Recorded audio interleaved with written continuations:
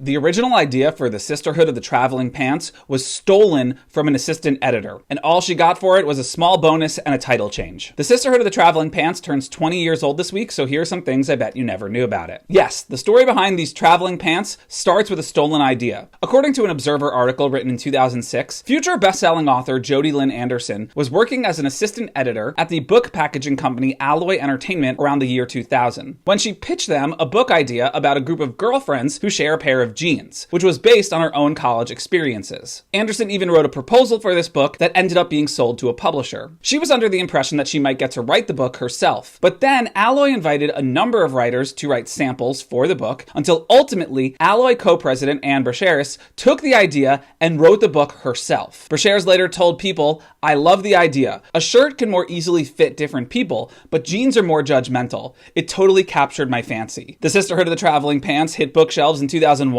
and became a huge bestseller. As compensation, Jodi Lynn Anderson told Observer she was promoted from assistant editor to editor and that she received a small bonus for her contribution. She later asked about receiving story credit when she found out about the movie, but quote, "I was told to look to the future instead of the past." Anderson later left her job at Alloy and became a best-selling author anyway, writing books like Tiger Lily, Peaches, and the 13 Witches trilogy. Bracheris, meanwhile, would end up writing 5 Sisterhood books total. But back to the first one and the early 2000s.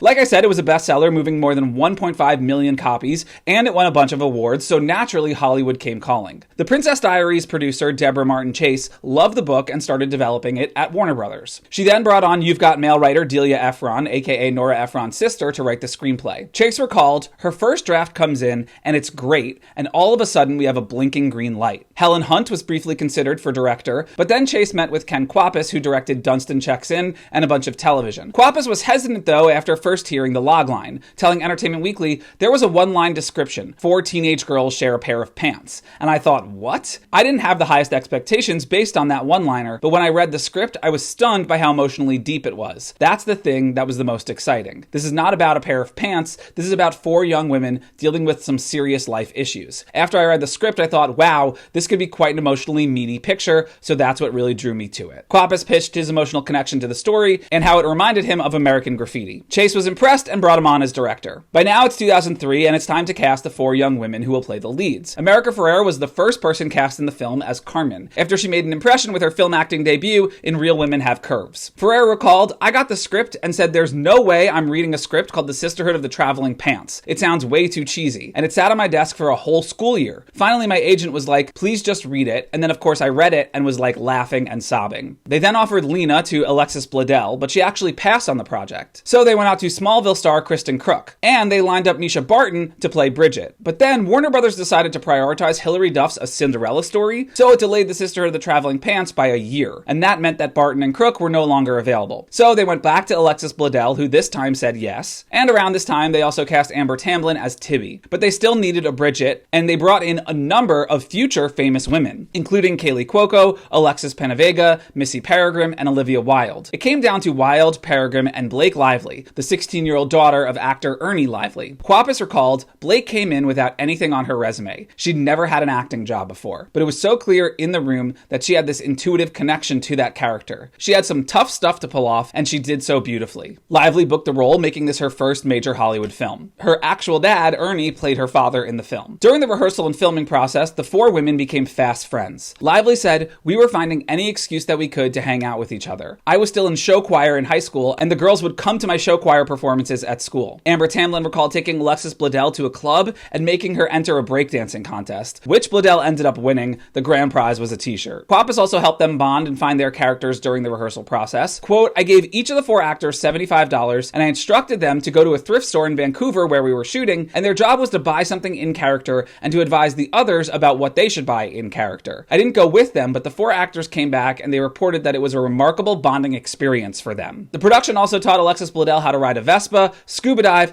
and draw in preparation for the film. Warner Brothers set the budget at $25 million, and production began on May 17th, 2004, primarily in Vancouver, but they also shot in Santorini, Greece, and some in Cabo San Lucas, Mexico. Did the girls actually share one pair of pants? No. Several look-alike pairs of jeans were created for the film, each tailored to the actress. But Kwapis says, "I tried to stage it to make it look as natural as possible. Blake has the pants, she takes them off and hands them to America. America just puts them on and they fit. fit. There was a little movie magic going on, obviously, a little bit of sleight of hand, but there was no fancy VFX. It was kind of an old school trickery, and I'm very proud of that scene. The jeans were Levi's, by the way, and at least one pair is now preserved in Levi's archives. The camp scene in the film was built in Kamloops, British Columbia, and its waterfront was all CGI. The scene where Tibby and Bailey lie in the grass at the park and stare at the night sky, they actually shot inside on a soundstage. And when Lena is trapped underwater, that was filmed on a water tank stage. Kwapis apparently never used the word action on set, instead telling the actors to go ahead when ready, which was meant to be more relaxed and allow the cast to work at their own pace. Blake Lively has fond memories of the movie, saying, "When I did Sisterhood, I had the greatest experience anyone can ever imagine. In an industry that often pits women against each other, we defied the rules." And then filming wrapped later that summer. Fun fact, the movie includes the song Always There in You by a band called Valley Girls, which was the band that Danielle and Esty Haim were in before they formed Haim. This was Valley Girls' only officially released song. The Sisterhood of the Traveling Pants opened on 2,583 screens on June 1st, 2005. It grossed $9.8 million opening weekend, falling to number 5 behind Madagascar, The Longest Yard, Star Wars Episode 3, and Cinderella Man. It would go on to make $42 million total at the global box office, falling short of doubling its budget. But critics were kind. Today, 82% of the 151 reviews assessed by Rotten Tomatoes are positive. Audiences gave it an A- cinema score in theater exit polls. The movie was nominated for 9 Teen Choice Awards, but didn't win a single one. It would go on to become a millennial favorite on DVD and cable, building a loyal fan base, which led to the sequel in 2008, which features the entire original cast. It was similarly made on a $27 million budget and grossed $44.3 million. But perhaps the movie's biggest legacy is that its 4 stars have remained close friends. In 2013, they spoke to Entertainment Weekly about their enduring bond. Blake Lively explained how she planned all of their bachelorette parties, and Ferreira said, "We've been a part of each other's lives in really meaningful ways that go beyond making a movie together. We almost forgot that we made a movie together